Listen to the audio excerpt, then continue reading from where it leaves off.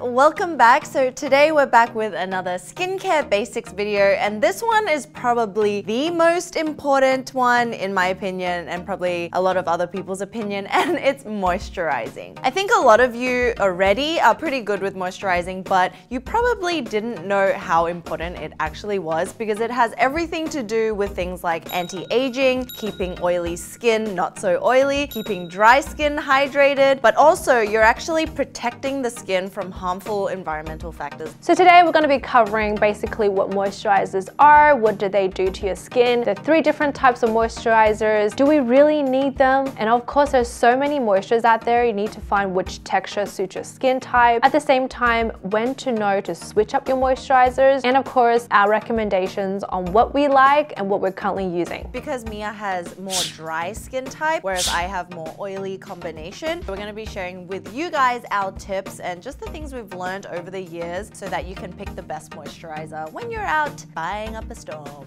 If you haven't subscribed already, make sure you've subscribed, make sure you're following us on our Instagram and all our other socials, and let's get into the video.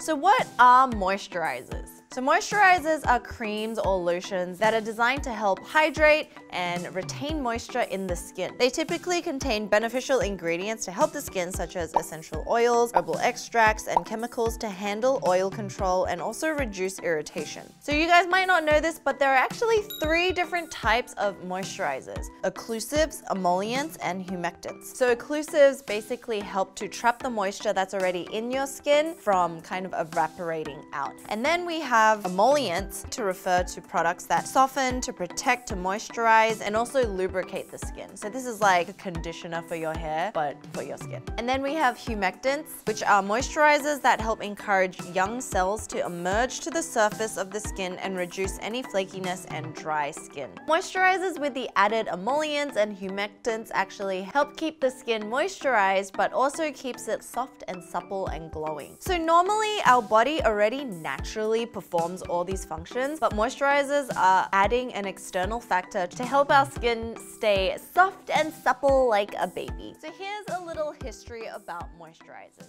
Mia? Moisturizers have been around for about 10,000 years. So of course there are a lot of interesting recipes that have been created from people to try and moisturize the skin. Just a disclaimer, because they're used in the past doesn't mean it's going to work for us nowadays. So don't try this at home. Some of them are quite interesting and some of them necessarily not be 100% safe. So early indications of moisturizers showing that people actually smeared animal fat onto their skin. Not only does it retain moisture, it keeps your skin supple, but also keeps you warm in the harsh environment and weather. So in ancient China, a well-known concubine mixed egg white with powdered vermilion, which is actually a very bright red pigment that's actually laced with mercury and is very toxic. So definitely would not suggest this. Also, I don't know why you would want to look red all over. Makes no sense. But she believed it kept her youthful. Okay, so ancient Romans, on the other hand, believed a mixing of bread, milk, and honey, and it's like a mashup, and just placed it on their face. I never knew that breakfast could be so anti-aging. So during Anglo-Saxon England, a lot of the moisturizers were made for the hands other than the face. And a lot of them were made from like leftover lard as well as old wine. And then they put like a scent of lilies so it kind of brightened up a little bit so it didn't smell terrible. Now let's talk science, people, because you guys seem to love that. How important actually is moisturizing? On the outermost surface of our skin lies the stratum corneum, which is like a barrier that separates our body from the outside world. This surface layer is naturally kept moistened by our body's fats, such as fatty acids, ceramides, cholesterol, and also corneocytes. Corneocytes are like the bricks of the wall barrier, while natural oils and fats are like the cement holding the wall together. So when we're going about our days, skipping around, doing whatever it is we do, our skin actually goes through a process called transepidermal water loss, aka TOOL. So because our blood vessels only deliver moisture to the dermis layer of the skin, the water travels upward through the epidermis and eventually evaporates. So when the moisture level in the air goes down, the fatty protein links of the corneum starts to break apart and leave fractures between the groups of corneocytes. So when you apply a moisturizer, that barrier is able to trap and replenish moisture in your skin and stop it from evaporating into the air throughout the day. So when you don't moisturize, or if you haven't moisturized enough, the skin's barrier actually crumbles down even further, which then allows your skin's moisture to evaporate, which leaves your skin dehydrated. And this is actually where dehydrated skin comes from. Dehydrated skin is a loss of moisture. And that's why a lot of you think you have combination skin. It's not that you're dry and oily at the same time, it's your skin is lacking moisture because you're not holding in and restoring and retaining all the moisture that should be in there.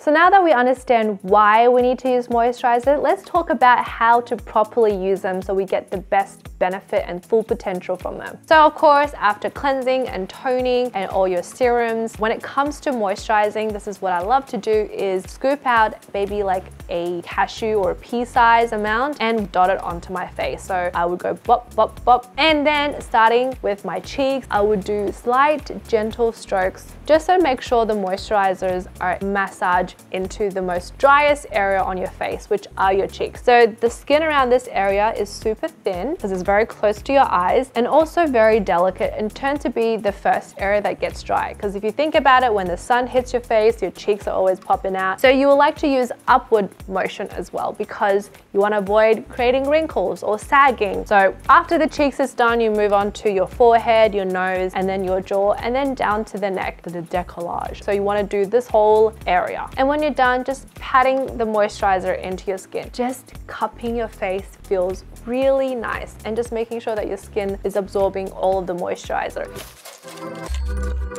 Now moving on to the different types of moisturizers that you'll see, because I'm sure some of you have seen things like gels, there's thicker lotions, there's creams, and you're like, what is the difference and which one is better for me? Generally speaking, moisturizers come in 4 different types: gels, lotions, creams, and ointments. So let's start with the thinnest consistency, which is gels. So this is personally one of my favorites because I have very oily and combination, but also sensitive skin. Gels are really lightweight, they have very thin consistency, and they also sink the quickest into the skin. This is really great for people with oilier skin types because you don't want like a greasy film over your face, and gels never leave that kind of texture. But whereas if a dry skinned person was to use it, it probably wouldn't offer enough moisture to actually keep them going for a really long time. Lotions are a thicker texture than gels, but they're still very lightweight because the majority of the ingredient is water. But they do contain moisturizing ingredients such as emollients or humectants,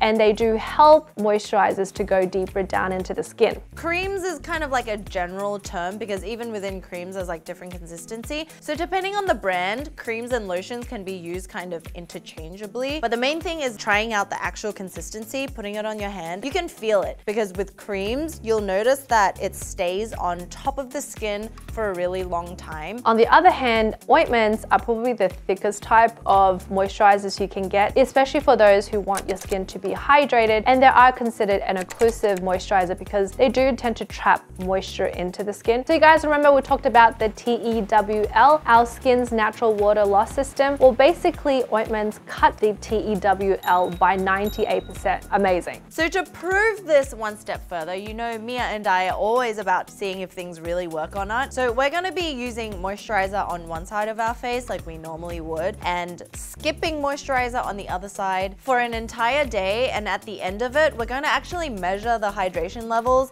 and show you guys what happens to the skin when you don't moisturize. Okay, so my face is clean. I normally like to use like a face towel and just wipe away. It is currently summer and really hot in Australia, so the humidity level is quite high. And even with that humidity, I can still feel like this tightening effect starting from the eye area down. So I'm just gonna go ahead and just moisturize one side. So this is eye cream first. I just dot it on and then spread out. Okay, so with the face moisturizer, I'm currently using the Tatcha The Water Gel for daytime. You just don't want to layer too much on. So I'm just pumping. Okay, so that immediately feels so much better. The skin tightening effect disappeared. Like now it feels comfortable. And you can probably see on camera, this side is like glowing and this side is just pale, dry, and it's got a pimple, so it makes it even worse.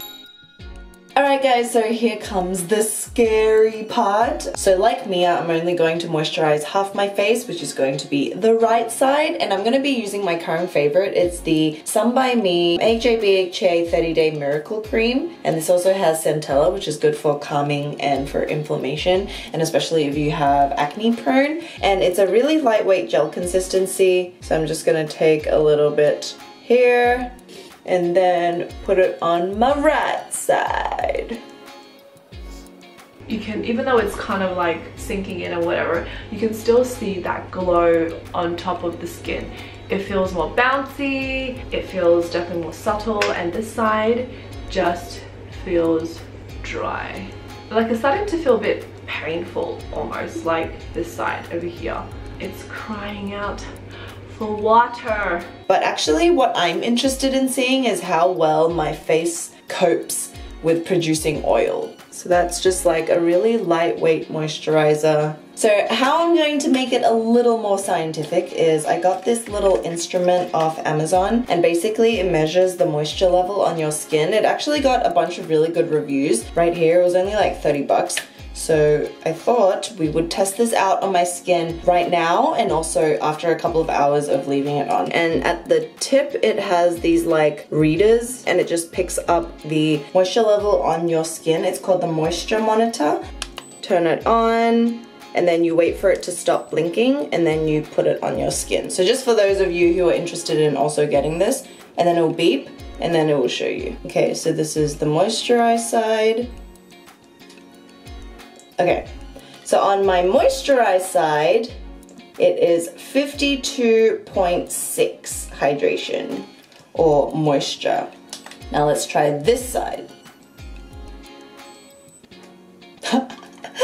My moisture on this side is 38. That already clearly tells you that this is much more moisturized. I'm gonna try like the forehead area because I did the cheeks just then. Alright, so this one is 56.7 up here, is 35.5. So this overall face has 35, kind of around 35% moisture. This has around 50. And we thought we'd utilize this because, you know, it's not always helpful to say it feels really dry or it feels really moisturized. Sometimes it's better to actually show the numerical value of it. So we're gonna wait for maybe 1 or 2 hours. I'm gonna go about my business, come back, and we'll do the same thing. Bye for now. Bye for now. So it's been about 2 hours. No, actually I lied. It's probably not even an hour, but I can't stand it. I'm about to head out and I'm just in absolute fear of not having moisturizer or SPF on. I don't know if you can see, but like in some lights you can see like there's a distinct line in the middle of like where I'm moisturized and where I haven't, and I feel this is still quite tight.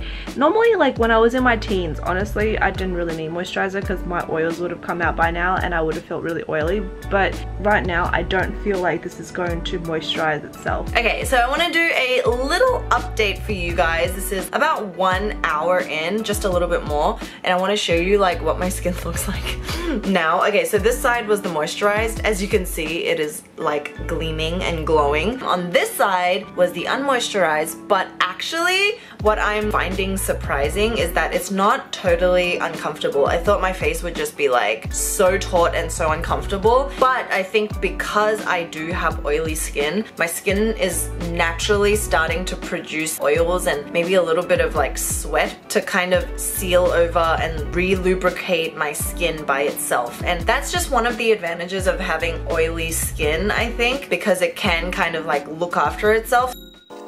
Because I'm gonna head out and there's gonna be like sun and everything, I'm just gonna have to moisturize. I'm sorry guys, but that's just basically my 2 cents. This has been a really hard challenge. I don't think I can ever live without moisturizing my skin. Yeah, I said it. Like I actually feel I've aged just from not moisturizing within that hour. I'm a moisturizer-holic. Okay, so it's time to measure our face again. So it's been 2 hours now and I have to like head out. So I'm gonna turn this baby back on. I'm actually so interested to see if like my natural oil production has caught up to the level of actually applying moisturizer on, because I do have oily skin and it's like just dry on the outside, as I said before. 43.1, 31.2. Okay, so in terms of hydration, even though it feels similar now, the hydration levels are definitely still very different. It's about like 10 to 15% different on the cheek area. Let's try the chin. Okay, the chin on the moisturized side is 38.2. Is 28.6. Still very dry, especially on the outer portions. If you have oily skin or combination skin, most of your oil is on the cheek, the nose, the forehead, and maybe on the chin. 40.6, a very moisturized forehead, if I say so myself. And then on this side, 23.8%. Damn, yo, like that's about half the hydration level of this. This is what we mean by how important moisturizing is, because moisturizing helps with anti-aging. It helps fight breakouts, because if I did this to my skin every day, I can assure you that I will probably get breakouts because my skin is just trying to produce so much oil, and then that just increases the chances that I break out if I don't like properly exfoliate or cleanse and stuff like that. Whereas this side, you're already helping it do its job. You're controlling and managing the oil production, and it's keeping in and locking in that moisture. Key point is you can't go by how you feel. You definitely do have to take the steps into properly moisturizing, because as we can tell with this, the moisture is definitely starting to like evaporate, and it's only probably going to get worse and more dehydrated throughout the day. Wasn't that interesting, folks? Moral of the story is to moisturize. Now let's look at the moisturizers which are best suited for your skin type. If you're oily and kind of breaking out a little bit, you might want to look for moisturizers that have AHAs, which is a chemical exfoliant, but it's very sensitive to use on your skin. So you want to find moisturizers that help balance and control the oils in the ingredients. So here are my favorites. The Ole Henriksen Balancing Moisturizer. This one is so good. It's not a gel, but it's so like thin. When you spread it on, it instantly absorbs into the face. By the time you touch it a minute later, it just feels really comfortable and it's not greasy or anything like that. If you find that moisturizers are a little greasy and you have oily skin, I would recommend you stop using it, because that's what's going to cause you breakouts. But this one also has AHAs, which is like lactic acids, which help to control the production of oil on your face. So I really love this one. There's also the Origins Ginseng Energy Boosting Gel Moisturizer, which I'm currently using. Now that it's a little bit colder, I'm switching up to a little more heavier consistencies, but in the summer, I definitely love this moisturizer. It's like the perfect morning moisturizer to put under your makeup. Another gel moisturizer that I really love is the L'Occitane Ultra Thirst Quenching Gel, and this is such a nice gel moisturizer for those of you with oily skin because of the consistency. It's so lightweight and it instantly absorbs into the skin and leaves it smooth, and it's not sticky as well, so it just instantly plumps up and hydrates the skin, gives it that shot of hydration. Next moisturizer that I really love for like all skin types is the Natural Moisturizing Factors Plus HJ from The Ordinary. So HJ is for hyaluronic acid. If you're all about a really affordable, no fuss moisturizer that works for basically all skin types, I would definitely recommend this one. It's kind of like a cream. It's really hydrating and a little bit thicker in consistency, and it's non-greasy. But when you apply it on, it kind of like leaves a little bit of a white kind of look, but then it sinks in really quickly afterwards. So if you need a little bit more hydration than something like a gel, because I've used all of these for years and years, I would highly recommend that you guys try any of these out. They're all really good. So good. Moving on to combination skin. Combination skin isn't dry, it's not oily, but it's a little bit of both, right, on your T-zone, and I kind of am combination. So you want to make sure first and foremost your skin isn't dehydrated, because a lot of combination skin is the result of dehydrated skin, which means you're just not moisturizing enough. So everything that I mentioned for the oily girls, you can also use for combination skin. The CeraVe works great for basically all skin types, because this one has hyaluronic hyaluronic acid as well as the ceramides, which help to lock in moisture to your skin, but it's not greasy, it's not too thick, and it's really fast absorbing as well. Probably not for dry because it's not rich enough. But there's also the Aveeno Daily Moisturizing Lotion, which is really good. There's also the La Roche-Posay Moisturizing Cream. With combination, you can kind of stick to this medium. Not anything too thick because it might break you out. Or you can even create like a cocktail moisturizing situation on your face. So to do this cocktailing method, I really love using two creams. So the gel one I use is the ginseng, which I apply in the T-zone areas. So basically the areas that have the most oil, which is the cheeks, the nose, and the forehead. And then along the outside, oh my gosh, I love the CosRx Centella Blemish Cream. This is probably shot to one of my all-time favorites creams. It's a little bit heavier, but the star ingredient is Centella Asiatica, which is a high antioxidant. It calms and reduces acne scarring and spots. So when I use this the very first time, any sort of redness or pigmentation instantly reduced. It was really crazy. So I would highly recommend this for you guys who have problematic skin, acne prone, oily, and even dry, because it is really nourishing. Sensitive skin. If you're someone who reacts to products really easily, or if you have like itchy, sometimes burning, very painful when it comes to like